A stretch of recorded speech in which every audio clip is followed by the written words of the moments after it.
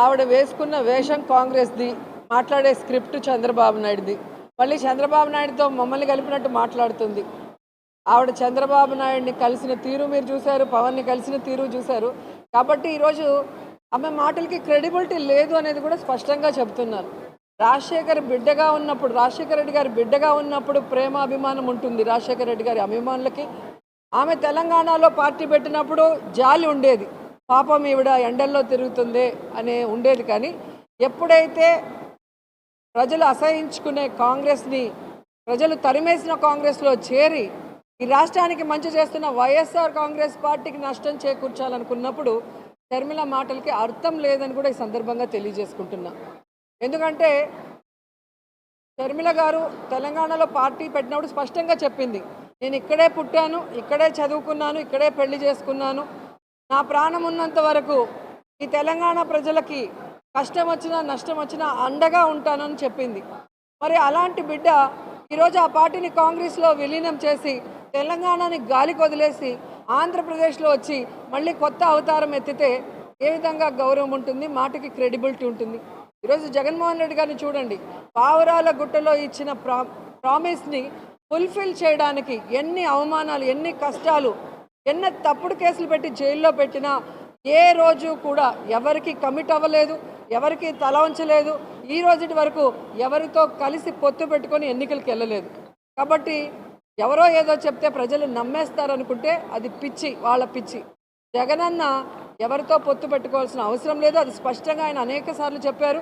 భవిష్యత్తులో కూడా కేంద్రంలో ఎవరు అధికారంలోకి వస్తారో వాళ్ళు రాష్ట్ర ప్రయోజనాలకి సపోర్ట్ చేస్తే వాళ్ళకి బయట నుంచి సపోర్ట్ చేస్తారని చెప్పడం అనేది కూడా మీరు గమనించారు.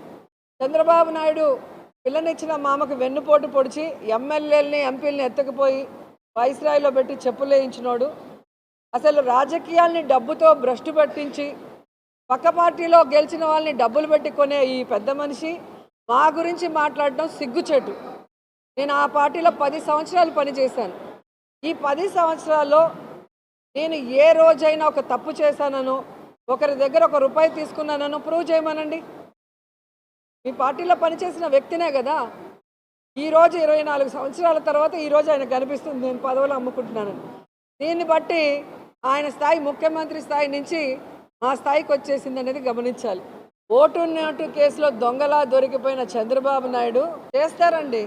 ఇప్పుడు జగన్ గారి మీద వాళ్ళ చెల్లెలే చేసినప్పుడు ఎవరో తెలియని వాళ్ళు మనం సామాన్యుల్ని కౌన్సిలర్ చేసినప్పుడు వాళ్ళు అమ్ముడిపోయి మాట్లాడరని ఎలా అనుకుంటారు మీరు?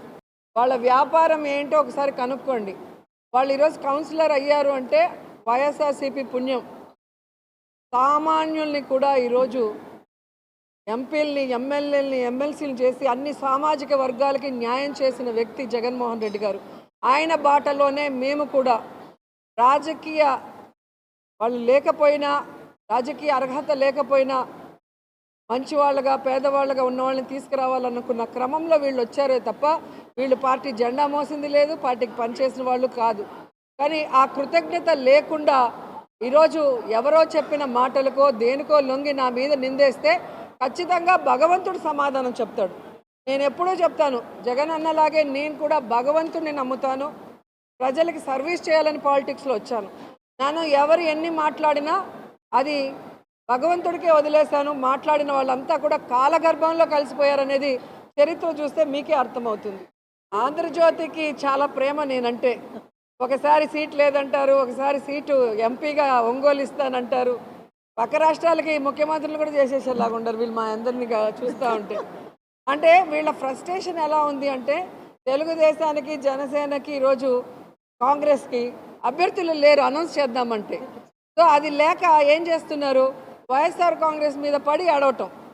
వీళ్ళు 175 మంది క్యాండిడేట్లు పెడతారు, లేదా కావాలంటే మార్పులు చేర్పులు కూడా చేసుకోవడానికి వీళ్ళకి క్యాండిడేట్లు దొరుకుతున్నారు. మాకు దొరకట్లేదే అన్న బాధ, కక్ష సాధింపు, ఈ విధంగా క్యాడర్లో కన్ఫ్యూజ్ చేస్తూ లీడర్లు కొట్టుకునే పరిస్థితిని తీసుకొస్తుంది పచ్చ ఛానళ్ళు మాత్రమే అని కూడా ఈ సందర్భంగా తెలియజేసుకుంటాం. ఈరోజు నగిరి నియోజకవర్గంలో వర్క్ చేసుకుంటున్న నాకు ఎక్కడో ఒంగోలుకు పోవాల్సిన అవసరం ఏముందో కూడా నాకు అర్థం కాల. ఏబిఎన్ గారు కానీ, ఆంధ్రజ్యోతి రాధాకృష్ణ గారు కానీ, లేదా రామోజీ గారు ఏమన్నా నగిరికి వచ్చి కంటెస్ట్ చేస్తారా? వాళ్ళ ఇంట్లో మనోళ్ళ మనవరాళ్ళు చేస్తారా? పోనీ వాళ్ళకి కావాలంటే జగన్ గారిని అడగచ్చు కదా. ఎందుకు ఈ విధంగా పేపర్లో రాస్తున్నారో నాకైతే అర్థం కావట్లేదు. నిజంగా చాలా బాధేసిందండి. నిన్నటి వరకు పెద్దిరెడ్డి అంకుల్ని దేవుడు అంటూ నెత్తిన పెట్టుకొని తిరిగిన ఆ ఎమ్మెల్యే ఈరోజు పెద్దిరెడ్డి అంకుల్ గురించి, మిథున్ రెడ్డి గురించి మాట్లాడడం చాలా బాధ వేసింది నాకు. ఎందుకంటే ఆయనకి ఎమ్మెల్యేగా 2014లో సీట్ ఎవరు తీసిచ్చారండి?